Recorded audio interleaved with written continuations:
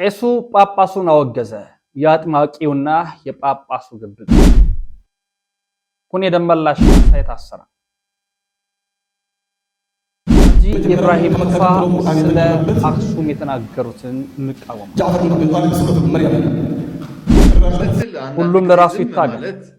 ድምፃዊ ተሙ ገብረ እግዚአብሔር። እንደምታውቀው ሙዚቃ ሁላችሁ ውድ ቤተሰቦቻችን ውድ ኦርቶዶክሳውያን እንዴት አላችሁ? እንዴት ቆያችሁ? እንዴት ሰነበታችሁ? ይህ ያሮስ ነው። ሰብስክራይብ እስከሆነ አላደረጋችሁ፣ ላይክ አላደረጋችሁም። እንደምታውቁት ከ81 ሺህ በላይ የነበረ ተከታይ ሰብስክራይብ የነበረን ቻናላችን ከቁጥጥራችን ውጭ በመሆኑ በሁለተኛ ቻናል ነው የመጣ ነው። እንደ አዲስ የመጣንበት ቻናል ነው። ብዙዎች ጠፋ ምን ነው የት ነው ስትሉኝ ነበር። ይሄው እዚህ መተናል። በዚህ ቻናል ነው የምንገናኘው ማለት ነው። ሀገራዊ፣ ዓለም አቀፋዊ፣ ኦርቶዶክሳዊ፣ ወቅታዊ ትኩስ የሆኑ መረጃ ከማስረጃ ጭምር በሰፊ ስክሪን የመጣውላችሁ ይገኛለሁ።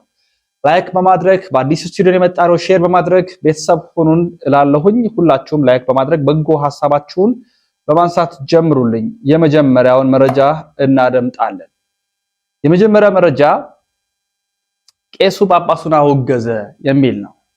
አሁን ይሄን ቪዲዮ ስሰራ የማትስማሙ ልትኖሩ ትችላላችሁ። አልገባህም፣ አላወቅም፣ አልበራልህም፣ አልነቃህም ምትሉኝ አትጠፉም። ይሄ ሁሉ እያለ ነው አሁን አንድ መረጃ ለእናንተ ለማቅረብ የወደድኩት። ውድ ኦርቶዶክሳውያን እጅግ በጣም ጥብቅና ትኩረት እንድንሰጥ የምወደው ጉዳይ ነው። መረጃው ከአጥማቂያን ጋር የተገናኘ ነው። አጥማቂያን ጋር የተገናኘ ነው። በጣም ያስደነገጠኝን አንድ ነገር ነው ማቀርበላችሁ። አጥማቂያን ወይም የሚያጠምቁ አባቶች ትክክል ናቸው ወይንስ አይደሉም በሚለው ደጋግሜ ብዙ ቪዲዮ ሰርቼላችኋለሁ። እኔ እንደ አንድ የኢትዮጵያ ኦርቶዶክስ ተዋሕዶ ቤተክርስቲያን አማኝነቴ እንደተማርኩትና እንደመጣሁት እንደማቃወም ጭምር አልደግፍም። ይሄ የግል ምልከታዬ ነው። የራሳችሁን ሐሳብ ማስቀመጥ ትችላላችሁ። እንደማቀው እንደተማርኩትም ነው ይሄንን ማቀርበላችሁ። አጥማቂያንን አልደግፍም። ለምን? ቤተክርስቲያን ስትደግፍ ስለማላውቅ፣ የቀደሙ አባቶቻችን ሲያደርጉት ስላልነበር ስላላየን፣ ጌታችንም ይሄንን ስላላደረገ ቪዲዮ ተቀርጾ አንድ አጥማቂ መጥቶ ማይክ ተደቅኖ ያስለፈለፈ ምንድነህ ማነህ እየተባለ በአደባባይ ሁሉም ተደርጎ ውጣ ግባ እንደዚህ በል ሲባል ትክክል አይደል። አባቶቻችንም አላስተማሩንም። ጥምቀት በባህሪው እኛ የምናውቀው ተሸፍኖ ወደ ቤተ ክርስቲያን ቅጽር ግቢ የራሱ መጠመቂያ ስፍራ ኖሮት ሴቶች በሴቶች ወንዶች በወንዶች ሆነው ነው ጥምቀት የምናውቀው። እስከዛሬም የነበረ እስከ ወደፊትም የሚቀጥለው ስርዓት ነው። ከዛ ባሻገር ገንዘብ ጋር የተገናኘ ብዙ ነገሮች ይደረጋሉ።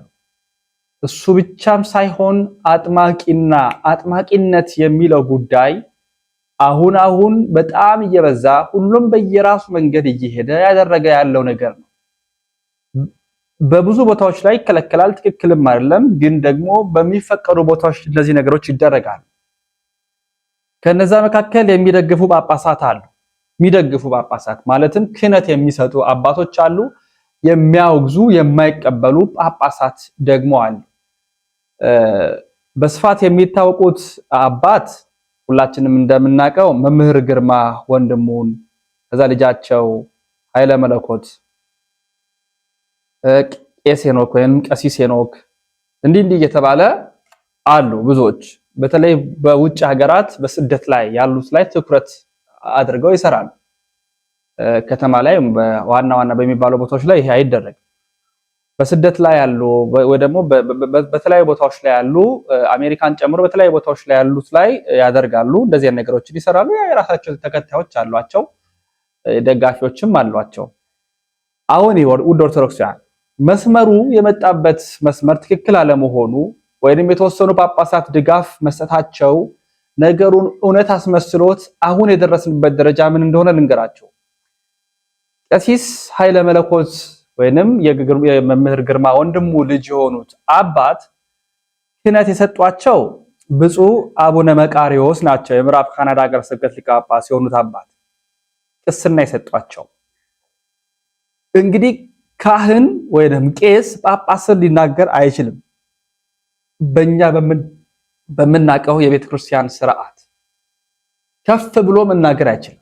ምእመን ዲያቆን መናገር አይችልም። ቄስ ካህንን ቄስ ዲያቆንን ሊያርም ይችላል። ማውገዝ እና ያልተገባ ንግግሮችን ማድረግ ግን አይችልም። ስልጣኑም የለውም። ፍትሐ ነገሥት እንደሚነግር የመምህር ግርማ ወንድሙ ልጅ ብፁዕ አቡነ ፋኑኤልን የዋሽንግተን ዲሲ አካባቢ ሀገረ ስብከት ሊቀ ጳጳስ የቅዱስ ሲኖዶስ አባልን በጣም በሚያስደነግጥ መልኩ በገጻቸው የአውሬው መልእክተኛ ምስል ምናምን በሚል ሰፊ ጽሑፍ አጋሩ። አሁን ለማንበብ ደስ ስለማይል የገለጹበት አገላለጽን በጣም ይከብድ ነው። አንድን የሀገረ ስብከት ሊቀ ጳጳስ ከፋም ለማም ጳጳስ ትክክል ሰራም አልሰራም ሚዳኘው በቅዱስ ሲኖዶስ ነው። ሚዳኘው በምልአተ ጉባኤ ነው። ሚዳኘው በጳጳሳት ጉባኤ ነው። የሚጠይቀው ቅዱስ ሲኖዶስ ነው። ተጠሪነታቸውም ለዚያ ነው። አንድ ካህን ተነስቶ እንኳን ካህን ቆሞስ መናገር አይችልም። አሁን ኦፊሻሊ ተከታይ ስላላቸው የሆኑ ያህል ደጋፊ ስላላቸው በገጻቸው በሚከብድ መልኩ አጋርተው ተመለከተ። ነገ ከነገ ወዲያ የቅዱስ ሲኖዶስን አባቶች እኛኝም ጳጳሳት እንቀበላለን፣ እኛም ጳጳሳት አንቀበልም፣ እንዳውም የራሳችንን ተከታዮች ስላሉን የራሳችንን ነገር ይዘን እንወጣለን እንዳይሉ ሰጋል። ዛሬ ጳጳሳትን መናገር የጀመሩ ነገ የራሳቸውን ቤተክርስቲያን አያቋቁሙም ብዬ ማሰብ ይከብደኛል። እርግጥ ምእመኑም በዛ ልክ ከባድ ሆኗል። ለቤተክርስቲያን ሳይሆን አባ እንትናን አትንኩብኝ፣ አባ እግሬንማ አትምጡብኝ፣ በአይኔ አትምጡብኝ የሚል ማህበረሰብ ተፈጥሯል።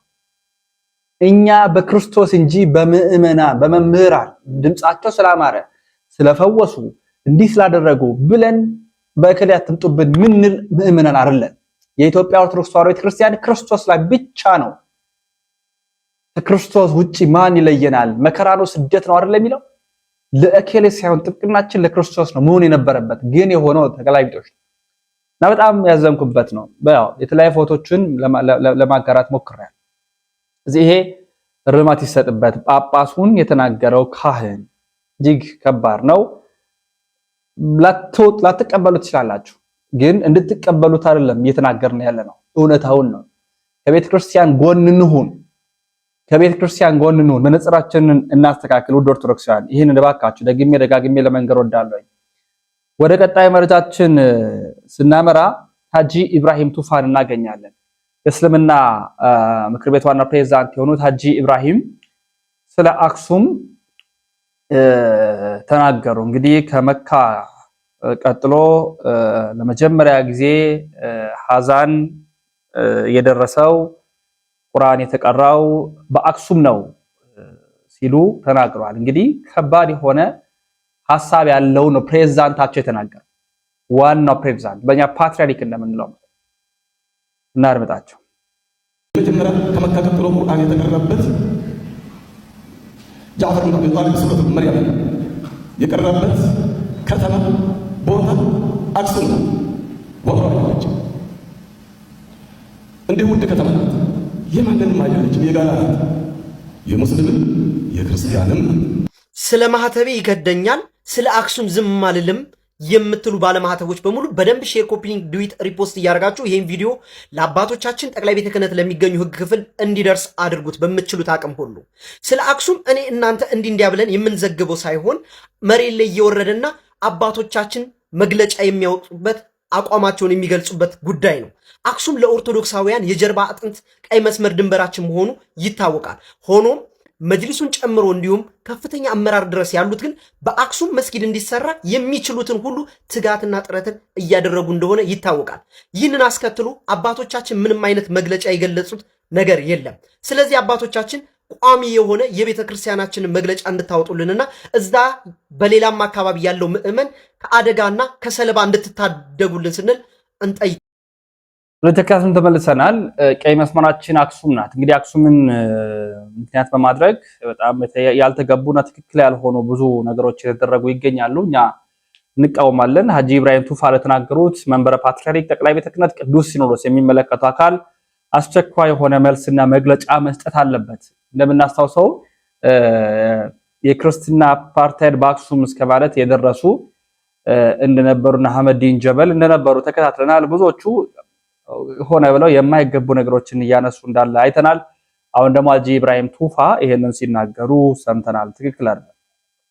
ሌላው በወላይታ በብፁዕ አቡነ ይስሐቅ ሀገረ ስብከት ቅድስት ቤተክርስቲያናችን ተገንብታለች። ለመንጋው የሚራሩ ዛሬም የሚሰሩ ዛሬም የበረቱ ዛሬም ጠንካራ የሆኑ ዛሬም አለት የሆኑ ከመንበረ እስከ ሀገረ ስብከታቸው ከመንበራቸው የማይወጡ ገጠር ቢባል ከተማ የሚሄዱ በቋንቋ እየሰበኩ ከዓመት ዓመት ከ10 ሺህ በላይ ኢአማኞችን እያስጠመቁ ወደ መንጋው የሚጠሩ ብፁዕ አቡነ ይስሐቅ ሀገረ ስብከታቸው ወላይታ ትባላለች። ከመንግስት ጋር ያላቸው ኢንተራክሽን ደስ የሚያሰኝ ነው። በእውነት ከሀገረ ስብከቱ ጋር ያላቸው ከካህናት ጋር ያላቸው ከምዕመናን ጋር ያላቸው ህብረት ከሌላው አማኝ ጋር ያላቸው ጥብቅ ቁርኝነት ደስ የሚያሰኝ ነው።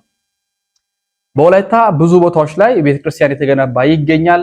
ለዘመናት አስቸጋሪ የነበረበትን ቦታ አሁን በስርዓት አግኝተናል ሲሉ ኦርቶዶክሳውያን ምስክርነት ሰጥተዋል።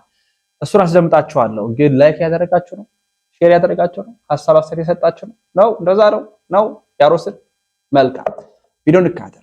የመንግስት አካል ይህንን ቦታ አልሰጥም ብሎ በዚህ አቅጣጫ የፕሮቴስታንት ቤተ እምነት ስላለ አልሰጥም ብሎ ከነሱ ጋር ተፋቅረን ተዋደን እየኖርን ሳለ ብዙ ጥላቻ ዘርቶ ነበር።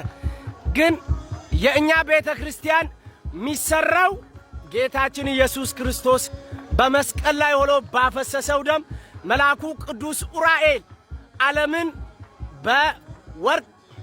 ዓለምን በክርስቶስ ደም እያረጠበ ያ ደም በወደቀበት ሁሉ ቤተ ክርስቲያናችን ትሰራለች። ዛሬም ተሰርታለች።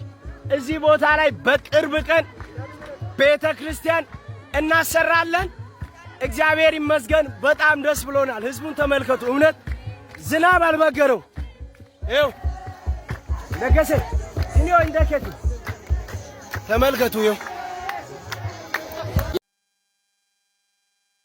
ተከታትለን ተመልሰናል።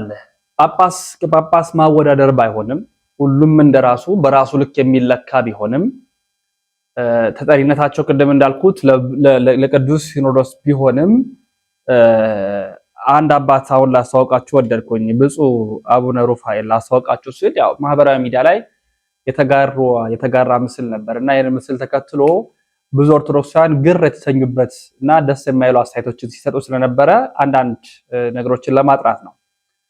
ብፁዕ አቡነ ሩፋኤል የሰባት አህጉረ ስብከት ሊቀ ጳጳስ ናቸው። የአራቱ ወለጋ፣ የጋምቤላ፣ የደቡብ ሱዳን፣ የቤኒሻንጉል ሀገረ ስብከት ሊቀ ጳጳስ ናቸው። ጉርጎድሮ ወለጋ፣ ቄለም ወለጋ ምናምን እንላቸው ማለት ነው። ሰባቱንም ሀገረ ስብከት እየመሩ የሚገኙ ጳጳስ ናቸውና አንዳንድ የሚያጋሯቸው ምስሎች ትንሽ ግር የሚያሰኙ ናቸው። በተለይ መጽሐፍ ደርድረው እንደምትመለከቱ በምስሉ ማለት አንድ ሶፋ አለቻቸውና ብዙ ቦታ ላይ ያንን እናያለን። አንዳንድ ምዕመናን ምንድነው የሚሉት? አባታችን ይሄንን የሚያደርጉት ለምንድን ነው? በቅኔ መሰልም በላይ መጻሕፍት እያሉ የሚናገሩም አሉ የተመለከትናቸው። ግን እንግዲህ ትክክል ነው ብዬ አላምንም፣ ወይም ደግሞ እውነት ነው ብዬም ደስ ይላል ብዬም አላስብም፣ አላውቅም። ማንበባቸው እንደ አባትነት ትክክል ነው፣ መልካም ነው። ግን ደግሞ እንደዚህ አይነት ነገሮችን ያነበቡ ምስል ማጋራቱ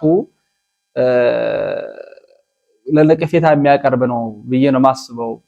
ለታይታ እንዳይሆን ነው ምፈራው።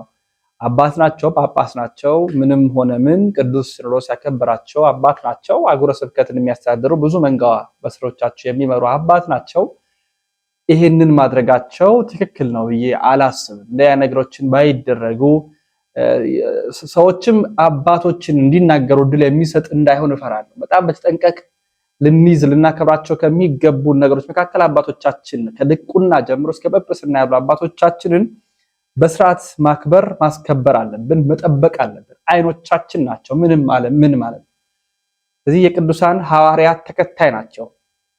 ያንን ትልቅ ክብር፣ ያንን ትልቅ ዙፋን፣ ያንን ትልቅ እድል ማክበር አክብሮም ደግሞ እኛ እንድናከብር እድል የሚሰጥ መሆን አለበትና የሚጋሩ ምስሎችን በተለይ በኢኦቲሲ የቴሌቪዥን ጣቢያ ማነው የፌስቡክ ገጽ ላይ የብዙሃን መገናኛ ድርጅት ስርጭት ላይ የሚለቀቁ ምስሎች ትንሽ ግራ የሚያጋቡ ናቸውና እኔ እንደግል ቢስተካከሉ ብዬ አስባለሁ። ለቅድስት ቤተክርስቲያናችን ድምጽ ሲሆን ነበረ። በዚህ በአብይ ጾም እንኳን ከ90 ያላነሰው ገጠር አብያተ ክርስቲያናት ላይ አገልግሎት እንዳይቋረጥ ዘቢቡንም ጧፉንም ብዙ ነገሮችንም ሲያደርግ የነበረ ኩኔ ደመላሽ ካሳዬ በአርባ ምንጭ ብዙዎቻችን የምናውቀው ኩኔ አርባ ምንጭ ማለት ነው ታስሯል። በጣም በሚያሳዝን መልኩ ማለት ነው።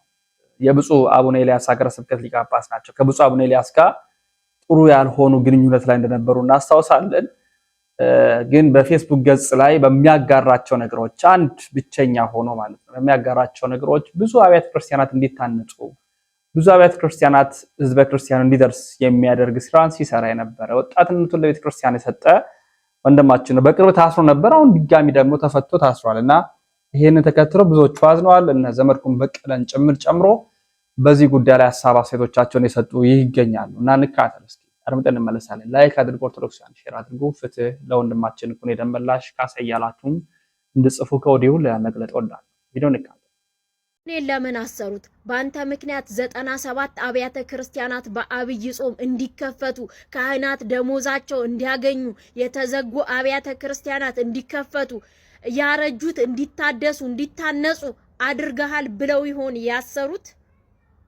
ለዘመዴ የተዘጉትን አብያተ ክርስቲያናት መረጃ የሰጠው አንተ ነህ፣ በአንተ ምክንያት ነው አብያተ ክርስቲያናት እየተስፋፋ ያለው በደቡቡ ብለው ነው ያሰሩት? ምን አጥፍቶ ነው?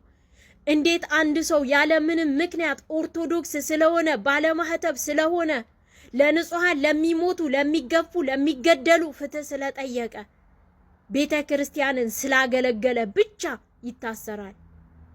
ግፍ ሞልቶ የፈሰሰባት ኢትዮጵያ ይሄው አሁንም ወንድማችን በድጋሚ ታስሯል።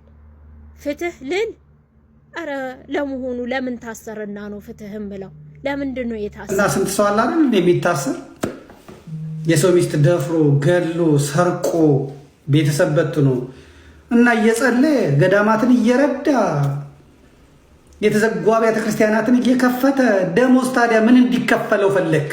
ካልታሰረ ምን እንዲከፈለው ፈለክ? በጭባጫ የመንፈሳዊ ሰው ዋጋው ይሄ ነው። መዋረድ፣ መዋከብ፣ መታሰር ይሄ ነው። በቃ የመንፈሳዊ ሰው ደስ እያለው እልል እያለ ነው የሚሄደው። አልሰረቀ፣ አልዋሸ፣ አልቀጠፈ ከኔ ጋር የተገናኘ ሪከርድ የተደረገ ነው። ስልኩን አያጠፋም። በነገራችን ላይ ኩኔ ስልክ አያጠፋም። ከኔ ጋር ቻት የተደረገበት ምናምን አያጠፋም። ምክንያቱም ዝውር ብሎ ስለ ፖለቲካ አያወራም፣ ስለምን አያወራም። ያቺማ ነጥቧ ናት። ይሄ ቤተ ክርስቲያን ተዘግቷል፣ ይሄው የባንክ አካውንቱ ኮሚቴዎቹ እነዚህ ናቸው፣ ዘመዴ እባክህን ይለኛል። እኔ በተሰጠኝ ጸጋ እለምናለሁ፣ ለዛ ቤተ ክርስቲያን ያ ይገባለታል። አለቀ። ኩኔ በኩል የሚያልፍ የለም። ምን የለ ስትደጋግም ስላየው ነው። በጣም ደጋገምከው እና ኩኔ በአንተ ምክንያት ታስሯል፣ በአንተ ምክንያት ታስሯል። እና ታዲያ በእኔ ምክንያት ከታይ ይጠየቃል፣ ፍርድ ቤት ይቀርባል። ምን ይላል? ወንድ ልጅ ነው። እንኳን ይሄ መንፈሳዊ ሰው እንኳን ይሄ ጀግና ልጅ ደግሞ የሚጽፈው ራሱ የምታዩት ነው። የሚጽፈው ራሱ እኔ እኮ በኩኔ አይን ስታይ ቀዘናም እኮ ነኝ፣ ፈሪ እኮ ነኝ። ሸሽቼ እኮ ነው ዳሩኝ ምናምን የምለው። እነ ኩኔ እኮ እዛ ሆኖ ይሄ ትክክል አይደለም ይሄ ትክክል ነው የሚሉት። መከበር ያለባቸውም እነሱ ናቸው። ይሄ ወታደር ውጭ ቆሞ የሚለፈልፈውን ጀግና ማድረግ ትክክል ተገቢ አይደለም። ስለዚህ እኔ የምጸልየው ለኩኔ ለሐዋርያት ጻድቃን ሰማዕታት ያገኙት ያለፉበት መንገድ ስለሆነ እኔ በዛ መንገድ ለማለፍ ስለተመረጠ አምላኩን እንዲያመሰግን አምላኩን አመሰግንለታለሁ። ወይ ወንድማችንን አሰሩበት። ይሄ እንትን አይደለም የዋሃቢ እስላም ወይም ደግሞ ፕሮቴስታንት አይደለም። ሲታሰር በብዙ መንገድ ካልፈታው እንደዚህ ካላደረገው እንደዚህ እናደርጋ እንደዚህ የለም። ጁማ ቀን ጠብቀን እንቀውጠዋለን። ይህን የምታደርገው አንልም። እኛ እስካልሰረቀ ድረስ እስካልዋሸ ድረስ ምንም እስካላደረገ በሃይማኖቱ ምክንያት የተያዘ ተንበርክኮ አምላኩን ያመሰግናል። እግዚአብሔር ሆይ ለሐዋርያት ለሰማዕታት ለጻድቃን ይስጥ። ጌታ መድኃኔዓለም ኢየሱስ ክርስቶስ ምን በደል ምን ኃጢአት ኖሮበት ነው የታሰረው? ምንም ክሱስ ምን ነበረ? በሰንበት ቀን ዕውር አብርቷል፣ ጎባጣ ቅንቷል፣ ታምራት ሰርቷል፣ እንደዚህ አድርጓል። አምላካችን ቅዱስ እስጢፋኖስ በድንጋይ የተወገረው የሞተው ሰማዕትነትን የመጀመሪያ ሰማዕትነትን የተቀበለው በምንድን ነው? ቅዱስ እስጢፋኖስ የእግዚአብሔርን ክብር በአብ ቀኝ ተቀምጦ አየዋለሁ፣ ሰማይ ተከፍቶ አያለው ስላለ ነው። አየው ስላለ ነው የተወገረው የተገደለው። አለቀ። በእስጢፋኖስ ሞት ምክንያት ግን ክርስትና እንዴት እንደበዛ አይተናል።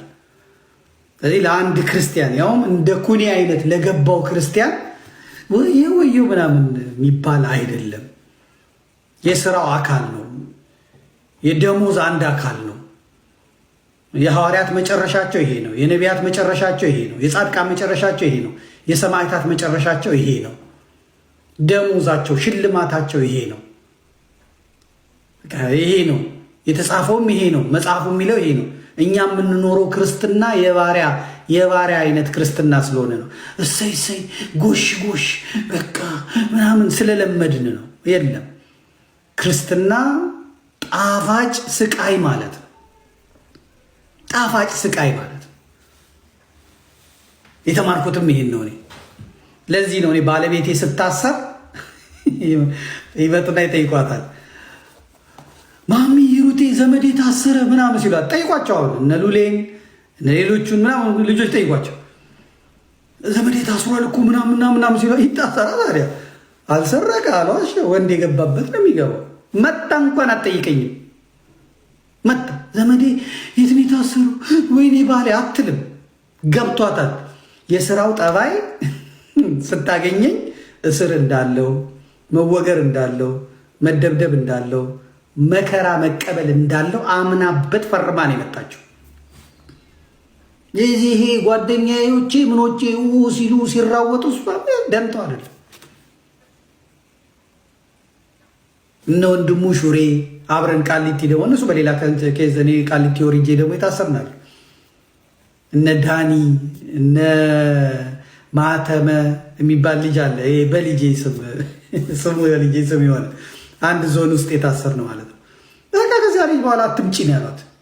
እኛ የምንበላውን ይበላል፣ እነሱ ነጋዴዎች ናቸው፣ ገንዘብ አላቸው። እኛ የምንበላው ይበላል፣ እንዳትመጪ። አይኑን ለማየት ከሆነ በሳምንት አንድ ቀን ነኝ። አረ ምን ይሰራልኛ ዘሆን እኔ ልጆቼን ላሳድግበት ስራዬን ልስራበት። አለቀ። ክርስትና ማለት ይሄ የገባው ሰው ይሄ። ከዛ እኔ ቁጭ ብዬ ዛሬም አልመጣሽም አልጠየቅሽኝም፣ በቃ አትወጂኝም ማለት ነው። ምን አይነት ጉዳይ ነው? ቆይ ልውጣልሽ ብቻ ልላት ነው እንዴ? አለቀ። የስራ ክፍፍል አለን። እኔ ቦክስ ልቀበል፣ ልዋረድ፣ ልሰደብ፣ እሷ ደግሞ ልጆቿን ልታሳድግ። በቃ የኔን እርግማን የኔን ስድብ ልትችል የገባው እንደዚህ ነው የሚያደርገው። የባለቤቴ ሞዳት ማደንቃት ነው። ይታሰራል። ምንድነው ባይጫጫዋቸው አዲስ ነገር አስመሰላችሁ። አሁን ፍርድ ቤት ይቅረባ ታዲያ ክሱን እንስማ። ከዛ ክሱ ሲሆን እንደዚህ ያርጋል፣ በጋሻውን ተናግረሃል፣ ታድሶ ነው ብለሃል፣ እንደዚህ ተቃውመሃል ምናምን ነው እና አይደለም ይከራከር፣ በጋሻው ይከራከር። አለቀ። ይሄ ነው እና የኩኔ ቤተሰቦች የምትሰሙኝ ሰዎች ካላችሁ የኩኔ ቤተሰቦች ተረጋጉ። እንኳን ደስ ያላችሁ፣ እንኳን ደስ ያላችሁ። ወንድማችሁ ልጃችሁ የኩኔ ጓደኞች ካላችሁ ልጃችሁ ወንድማችሁ የሐዋርያት በረከት የጻድቃን በረከት የሰማዕታት በረከት ስላገኘው እንኳን ደስ ያለው። እድለኛ ነው፣ እድለኛ ነው። ይሄ ነው እኛ ከምናውቀው ውጭ ወንጀል ካልሰራ በስተቀር ማለት ነው። ሰው ስለሆነ እንግዲህ ሌላ በደል ከተገኘበት አናውቅም። ስለዛም በደሉ ደግሞ በመልካም ስራዎቹ እንጸልይለታለን እና አትረብሹ፣ አትበጥብጡ። እንደ ኩኔ ላለው ነው የምለው እኔ። እንደ ኩኔ ላለው ክርስትናን ጠንቅቆ ለገባው ኩኔ እኮ ዲግሪ ያለው ሰው እኮ ነው። ኩኔ መሀይም አይደለም። በዓለማዊ ትምህርት ብስል ያለ ሰው ከባህር ዳር ዩኒቨርሲቲ ዲግሪውን የተቀበለ ሰው ነው። ተምሮ በላቡ ማለት ነው። ቀላል አይደለም። ስርዓቱ ጫና ይፈጥራል ምናምን የምታውቀዋል። ዝቋላ ገብቶ መነኮሳትን ያረደ አሁን እንኳን አባቶችን ይዞ አልሸባብና አይሲስ ብሏቸዋል እኮ አይደል? አባቶቻችን ሰሞኑን ይዟቸው እኮ አይሲሶች ናቸው። ከአልሸባብ ጋር ሲሰሩ አግኝቻቸዋለሁ ብሎ ፍርድ ቤት እያመላለሳቸው ናቸው። አባቶቻቸው የሚቀድሱ የሚቀሩ ሶማሌ የት እንደሆነ እንደማያውቁ አልሸባብ የት እንደሆነ የማያውቁ አባቶችን ቢጠፋ አሁን ካህናትን ወይ ከፋኖ ጋር ወይ ከሸኔ ጋር ታያይዛለ እንጂ ከሶማሌ ከአልሸባብ ጋር በምንስ ተግባብተው በሶማሊኛ በአረብኛ እንደዚህ አይነቱ ሲመጣ በቃ ትሰጣለህ፣ እግዚአብሔር ፍርድ ይሰጣል። አለቀ። ይኸው ነው። ስለዚህ በጣም ወዳችኋለሁ። ለወንድማችን ኩኔ ደመላሽ ካሳዬ ማለታችሁ እንዳይዘነጋ። ወደ ቀጣይ መረጃችን ስናመራ በመጽሐፍ ቅዱሳችን በ2000 እትሙ ላይ ዘፋኝነት የሚል የለም። ገላትያ ላይ ያለው ቃል ይጠቀስና ገላትያ 5 ላይ የኃጢአት ስራዎች ተብሎ ከሚጠቀሱት መካከል እንግዲህ ዘፋኝነት የለም ተብሏል። እውነት ነው። ዘፋኝ ሟርት የሚል እያለ ብዙ ነገሮች ቅንዓት የሚል እያለ እንዴት ዘፋኝነት የለም? ለዛ ነው እንደ ኦርቶዶክሳውያን ክርስቲያኖች ዘፈንን የሚወዱት እዛ ላይ ስለሌለ ነው ይላል። ስለዚህ ደግሞ መምህራችን የመለሱት መልስ አለ። መምህር ደረጀ ነጋሽ ዘወይንዬ አው የለም ብለዋል። ንካር እህታችን የፕሮቴስታንት እምነት ተከታይ ሆነችው ትክክል ናት። እዚህ ላይ ስለወጣ ነው ጀል የምትመለከቱት ይሄ እኛ የወንጌል አማኞች የምናምንበት 66 መጽሐፍ ሲሆን ይሄ ደግሞ ወንድሞቻችን ኦርቶዶክሳውያን የሚያምኑበት 80 አሃዱ መጽሐፍ ቅዱስ ነው። ዛሬ ገላትያን ሳጠና አንድ ቃል አጣው እዚህኛው መጽሐፍ ላይ ለምን እንደሆነ አላውቅም። መታቆ ሰዎች መልሱልኝ። ለማንኛውም ገላትያ ምዕራፍ 5 ከ19 ጀምሮ እንደዚህ ይላል። የሥጋ ስራ የተገለጠ ነው፣ እርሱም ዝሙት፣ ርኩሰት፣ መዳራት፣ ጣዖትን ማምለክ፣ ሟርት፣ ጥል፣ ክርክር፣ ቅናት፣ ቁጣ፣ አድመኝነት፣ መለየት፣ መናፍቅነት፣ ምቀኝነት፣ መግደል፣ ስካር፣ ዘፋኝነት ይህንን የሚመስል ነው ይላል የኛ መጽሐፍ ቅዱስ። የወንድሞቻችን መጽሐፍ ቅዱስ ላይ ደግሞ የሚለውን አብረን እንመልከት።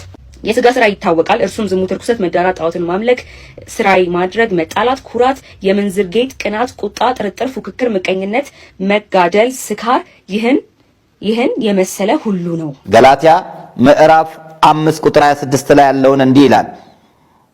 የሥጋ ፍሬ የሆኑትን ማለት ነው።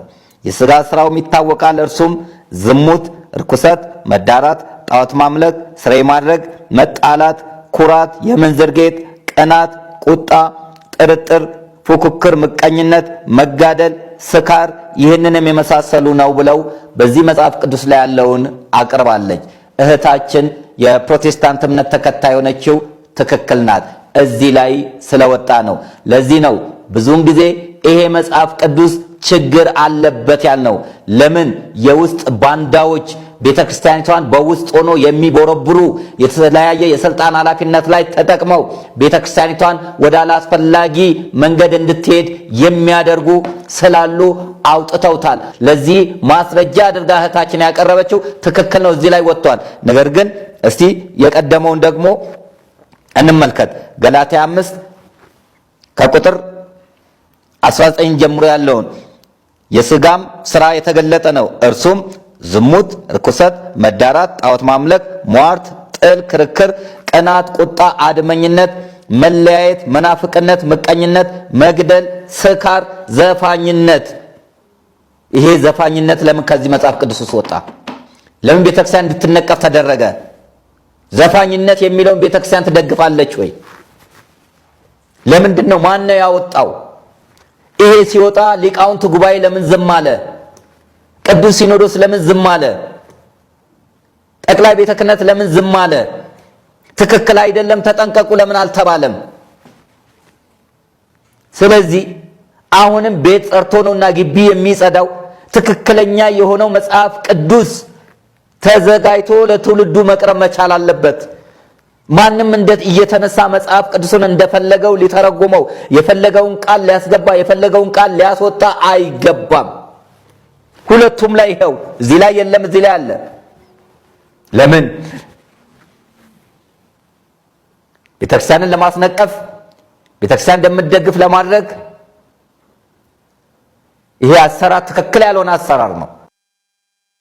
ተከታትለን ተመልሰናል። ወደ ኦርቶዶክሳውያን እንግዲህ 1945 እትሙ እንዲሁም የቅርብ 1960ዎቹ ላይ ነበረው ምትም በግልጥ እንደሚገልጥ እንደሚናገር ይታወቃል። አሁንም ያ ነገር ተፈቅዷል ማለት ሳይሆን ከእትም አንፃር ማሻሻያዎች ሊደረጉበት ይችላል። ወደ ቀጣይ መረጃችን እናምራ። በሀበሻ ብሂል ወይንም በእኛ ንግግር አንድ የሚታወቅ ቃል አለ።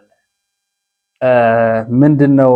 ሰውን ማመን ቀብሮ ነው አለች ቀበሮ እንላለን ነው። እዚህ ጻፉ እስቲ። ሰውን ማመን ዳሽ እንዴት ነው አማርኛ ላይ ምሳሌ ንግግር ላይ ማለት እኔ ተወኝ፣ እኔ የለውም ብዙ አላውቅም። ያው ለእናንተ ላቀርብ ስል ያው ትንሽ ስለማነብ ነው። ሰውን ማመን ቀብሮ ነው አለች ቀበሮ የሚል ነው። ግን ቀበሮ ሳይሆን በመጽሐፈ መነኮሳት ላይ ያለ ነው። አባቶች መነኮሳት ነው የተናገሩት ይሉናል መምህራችን ዲያቆን ብርሃናት መምህር ብርሃነ አድማስ ይናገራል። ሰው ማመን ቀብሮ ነው የሚለው ቀበሮ ያለችው ሳይሆን መጽሐፈ መነኮሳት ላይ ያለው እውነተኛ ታሪክ ነው ይላል። በጣም ያስደንቀኝ ታሪክ ነው። ትወዱታላችሁ። ላይክ አድርጉ፣ ሼር አድርጉ። በዚህ ታሪክ ላይ ከተማራችሁም ኮሜንት አድርጉልኝ እናድምጥ።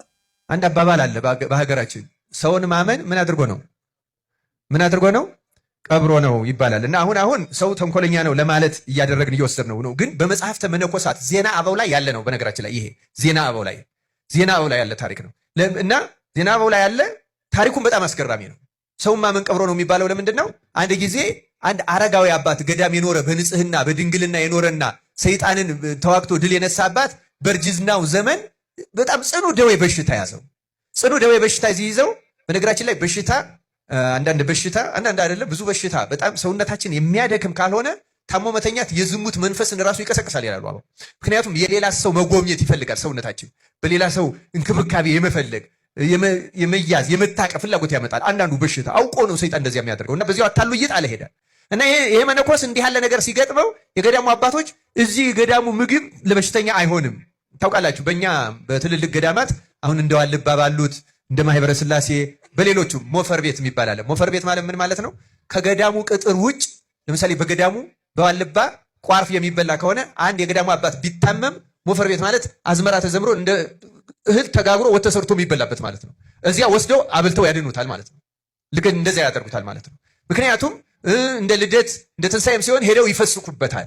በተለየ ሁኔታ ገዳሙ የተለየ ቃል ኪዳን ኖሮት ያ ከገዳሙ የታዘዘው መቁንን ብቻ የሚበላበት ሲሆን በዚያ ለመነኩሴው የተለየ ነገር አይደረግለትም። አንዳንዱ እንደዚህ የሌለው ደግሞ ምን ያደርጋሉ? ወደ መንደር ይወስዷቸውና ከምዕመናን አስጠግተው ምግብ በልተው ታክመው እንዲድኑ ያደርጓቸዋል።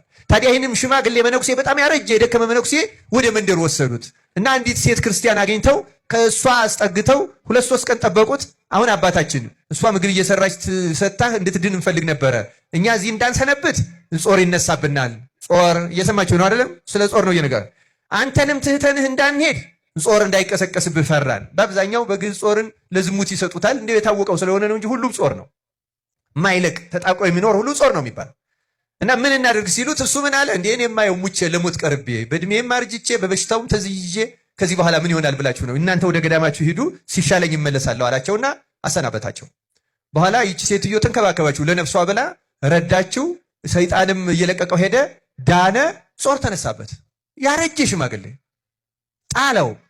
ደግሞ ሴትዮቱ አረገዘች፣ አዘነ። እውነተኛ ተነሳሂ ስለሆነ በድቀቱም አዘነ፣ በመረገዙም አዘነ።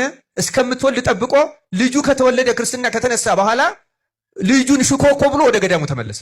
ወደ ገዳሙ ተመልሶ ንስሐ ሲገባ ምንድን ያደረገ?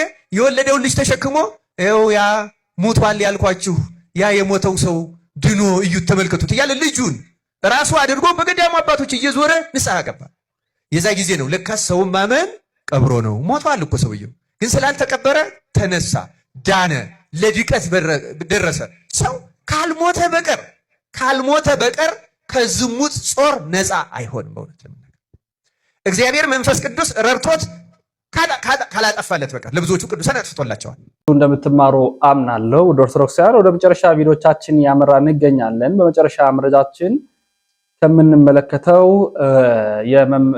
ድምፃዊ ተሙ ገብረ እግዚአብሔር በአንድ ወቅት አንድ ያቀረበው ነገር ነበረ። ሰው ሁሉ ለራሱ መታገል አለበት፣ ድምፁን ማሰማት አለበት ሲል ተናግሯል። ድምፃዊ ተሙ ወይም ተመስገን ገብረ እግዚአብሔር ውልደቴ እድገቴ አዲስ አበባ ነው። መሀል አዲስ አበባ ባድግም ግን ሰው የራሱን ድምፅ ማሰማት አለበት ብሏል። አርቲስቶች ተነስተዋል፣ ድምፃቸውን ያሰሙ ይገኛሉ።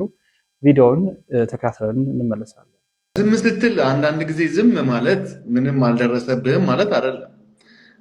እኔ እንደምታውቀው ሙዚቃዎቼ የአዲስ አበባ ልጅ ነኝ።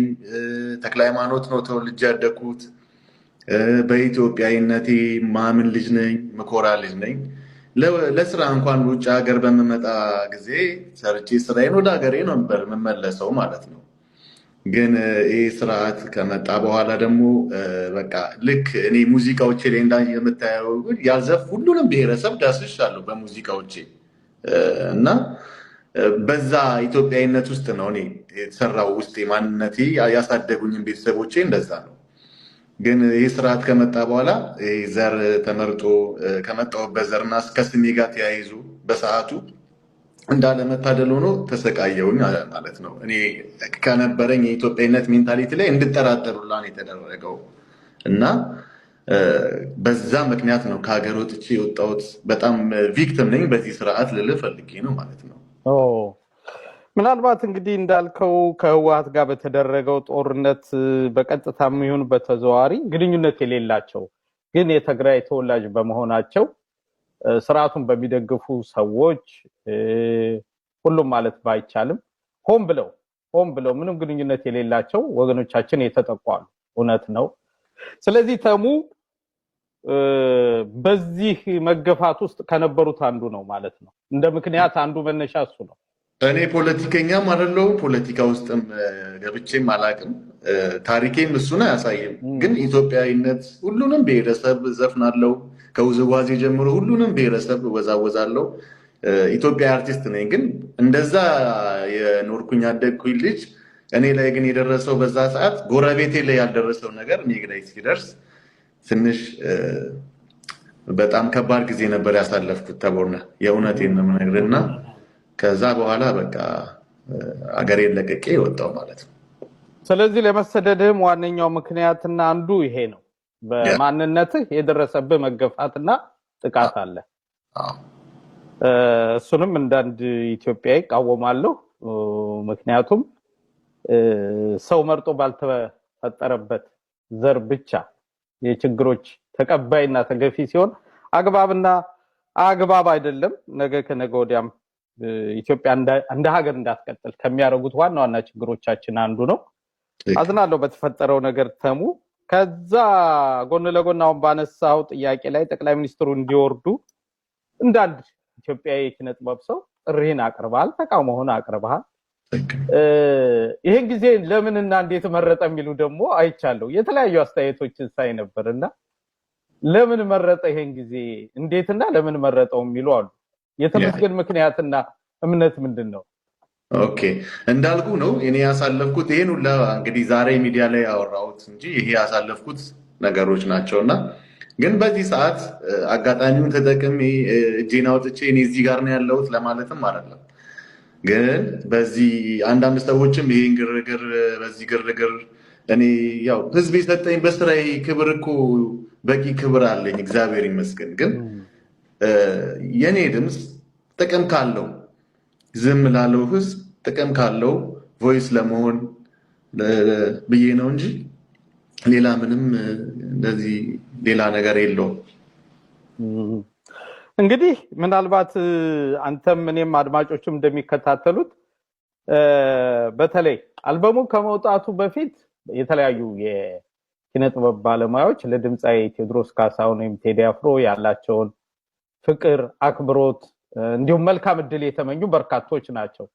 ከወጣ በኋላ ግን አልበሙ የታሪክ አልበም ከወጣ በኋላ ግን ምናልባት በስራዎቻችሁ ልክ የሱ አይነት መንገድ እየተከተላችሁ ያላችሁት ይሄ እኔ መረጃ ነው ያየሁት።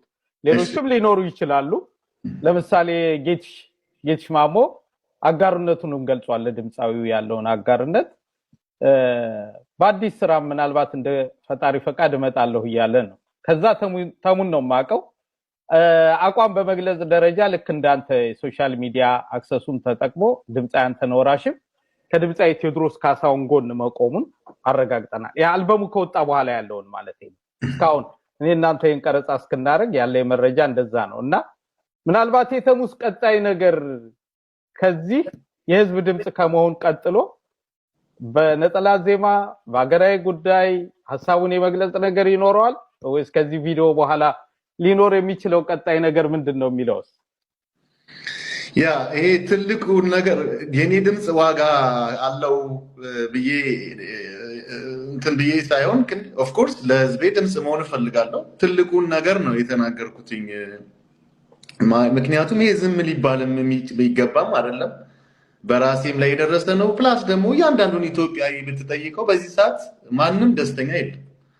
ስለዚህ የአንድ ግለሰብ አይዲዮሎጂ ስለሆነ አሁን ሀገሩን እንትን እያደረገው ያለው ይሄ ደግሞ ሞልቶ ፈሰሰ። ለዛ ነው እኔም በቪዲዮ የወጣሁት ቱ ቢ ኦነስት ሞልቶ ፈሰሰ እና በቃ መባል አለበት እኔም የዚህ ትውልድ አካል ነኝ የሚለውን እሳቤ ይዤ ነው የወጣሁት እና ኦፍ ኮርስ አሁንም ህዝቤን በሚጠቅም ለህዝቤ ድምፅ መሆን ባለብኝ ቦታ ላይ ኦፍ ኮርስ ሆናለሁ።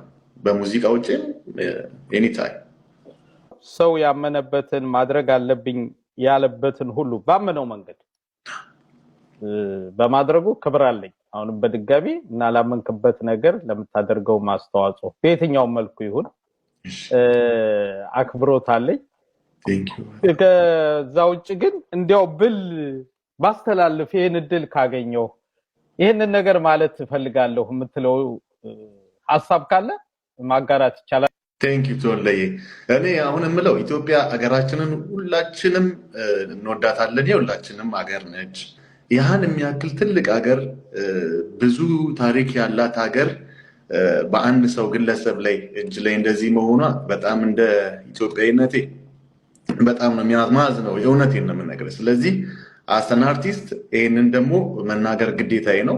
ፕላስ ራሴ ከደረሰብኝም ባሻገር ማለት ነው እና አሁን ላይ ሁሉም ሰው ተጎድቷል። ሁሉም ሰው ማንንም ያነካው ይህ ስርዓት ማንንም ያነካው ኢትዮጵያ የለም። ስለዚህ ሁሉም ሰው በቃ ሊለው ይገባል እና አንድነት ያስፈልገናል። ወደ ድሮ እሴቶቻችን መመለስ አለብን። አባቶቻችን ተከባብረው እናቶቻችን ተከባብረው እንዳሳደጉን ያህን እሴት ስለሆነ ይሄ ስርዓት መጥቶ የበጣጠሰው ወደዛ ተመልሰን አንድነት ያስፈልገናል። ይሄ ስርዓት በቃው ሊባል ይገባል ባይነኝ። እንደዚህ ትውልድ ተቦነ። ይሄ ነው መልእክቴ። ውድና ክቡራት ቤተሰቦቻችን ኦርቶዶክሳውያን የዛሬ መረጃዎቻችን ይህን ይመስላሉ። ያሮስን ሰብስክራይብ ስታደርጉ፣ ላይክ ስታደርጉ፣ ሼር ስታደርጉ፣ መረጃውን ስታዳርሱ ብዙ ጥንክሮችን ብዙ መረጃዎችን ታገኛላችሁ። ሁሌ ቤተሰብ ሁኑን። በየዕለቱ ኦርቶዶክሳዊ፣ ሳይንሳዊ፣ ሀገራዊ፣ መንፈሳዊ መረጃዎችን፣ ወቅታዊ ትኩስ ጥንክሮችን በትልቅ ስክሪን በመረጃ በማስረጃ ጭምር አስደግፈን ምናቀርብ ነው የሚሆነው። ቤተሰብ ስትሆኑን ይህን ሁሉ ታገኛላችሁ። ስለምትሰሙን፣ ስለምትረዱን፣ ላይክ ስለምታደርጉን እጅግ አድርገን እናመሰግናለን። ከ500 ኦልሞስት ወደ 500 ሺህ የደረሰ የቲክቶክ ገጽ አለን። እዛ ላይ ገብታችሁ ያሮስ ሚዲያ ብትሉ በቀጥታ እኛን የምታገኙ ይሆናል ማለት ነው። ሀሳብ አስተያየት እንቀበላለን። ስራበትን ኮሜንታችሁን የሁላችሁንም ስለማይ ማለት ነው። ሐሳቦቻችሁን ጻፉልኝ። ማውራት የምትፈልጉትን ነገር ግለጡልኝ። በሌሎች ቪዲዮ ጥንክሮች በቀጣይ እስክንገናኝ ሰናይ ቆይታ ይሁንላችሁ።